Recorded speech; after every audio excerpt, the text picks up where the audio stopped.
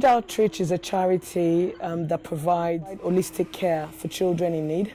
We specialize in children that have been orphaned, or vulnerable children that are in need of housing, of feeding, of schooling and accommodation, really.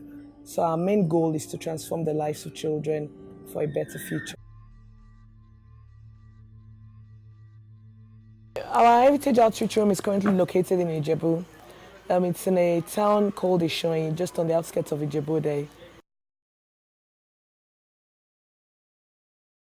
As an organization, we do have our capabilities, and that's one of the things we're very mindful of, right? So that we give the children the right support and we offer them what we really prefer to be a family-like care.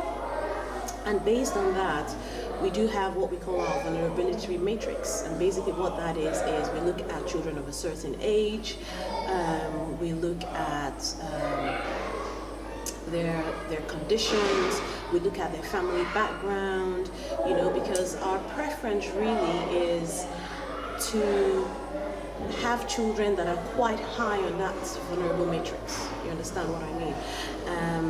So based on that, that's what we use as our selection process.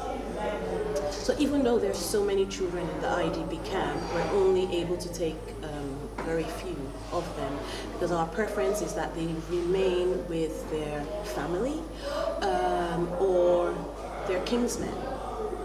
For children that didn't have those opportunities, those were the ones that were high on our selection table. Boko Haram has cost lives, both innocent lives and lives of people that have been affected by the insurgency, especially to the northern parts of Nigeria. It's made thousands of children homeless, their families, and not only has it made them homeless, it's made them orphans. And based on the statistics, we know over 20,000 children have been affected by this. Some of them have been displaced from their dwelling places, and those that have been lucky to have parents with them, they've been relocated to the IDP camps. And for some that have not been able to have parents with them, they've witnessed the death of their parents, of their family members that have become orphaned through this process.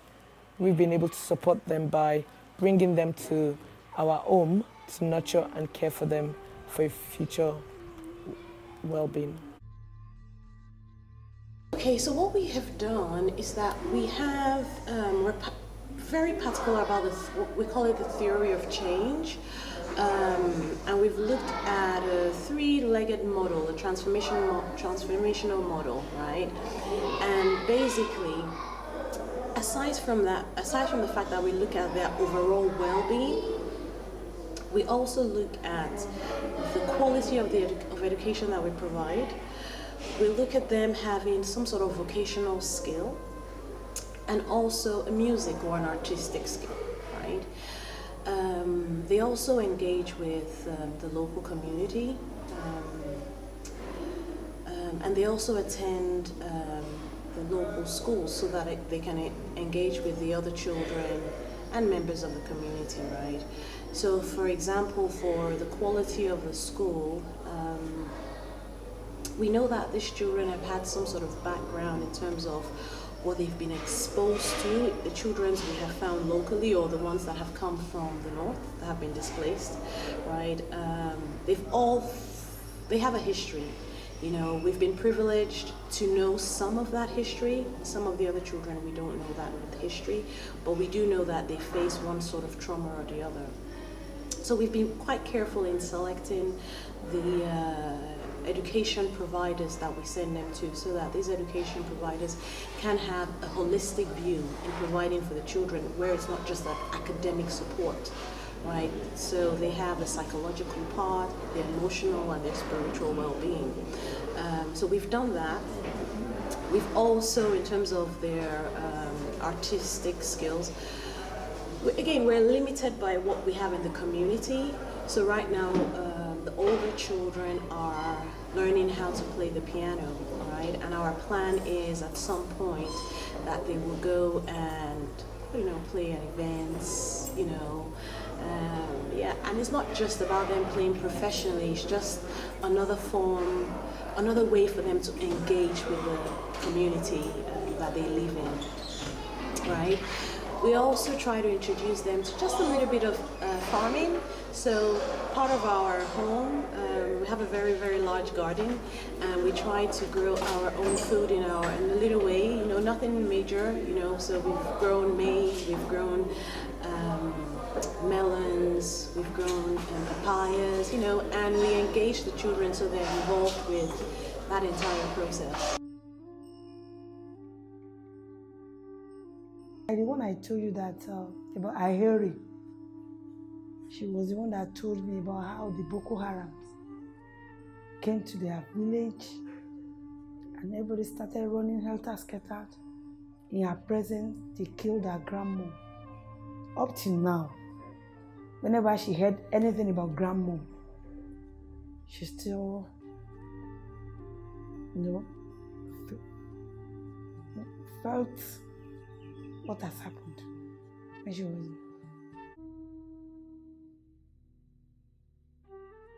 My name is Solomon Hannah. My name is Adele Philippines. I'm 6 years old. I'm 1. I am 8 years old. I am in primary 1. Just. Come from Borno. Once we are cooking and Boko Haram, they start killing people. And my mom is in their shelter and they are going and they know where for me any clothes and they give me and they run away and they leave me and my uncle and the same for my uncle is staying the up of the sink and they give him key and Boko Haram they are coming and they start scattering our house with gun and my uncle stand up and he opened the door and he's running and they shoot the gun on his leg and he jump up and still running and he fall down and he stand up and start running. Then I start crying and they put my uncle inside the one house and they wait for me get clothes and my uncle to they wait for him get clothes and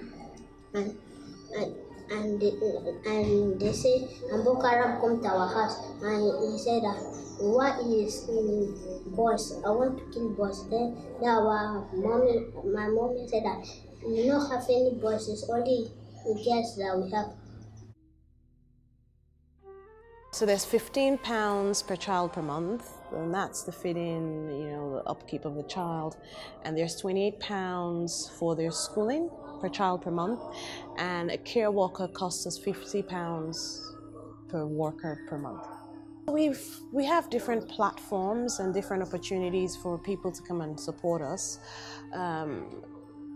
Because we're a young organization also, we need quite a number of expertise.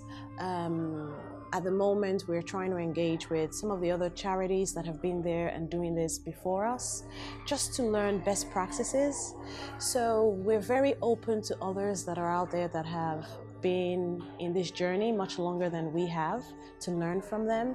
And obviously, because all of this involves costs, right? So we're also very open to donors. You know, and also we like people to support us, you know, on social media, you know, not just Heritage Outreach as an organization, but also the cause, you know, because the whole idea really is to be more to have a preventive or prevention idea, right, or mentality where we prevent the cause of what is causing these children to be displaced in the first place. I want to say it's an expensive venture, but when we see the outcome today, especially with the children that have been with us over the last 10 months, and we've seen the transformation, it's an expense that has been worth it. So there are different projects that we are planning as part of our strategic plan. So it's about, we've got a strategic plan that we want to execute which includes a learning center and a e-learning center for the children. It includes lots of creative activities for them to get involved in, acting, drama, and various other things. Most of the funding and the well-being and the daily upkeep has been through family and friends and donors, really. We've solely dependent on close friends and families that God has also touched to be a blessing to the charity. Help can be done through email. Our website is heritageoutreach.org. There are links there to find out different ways to support. People can follow our social media pages on Facebook or Instagram to see the progress on our journey thus far.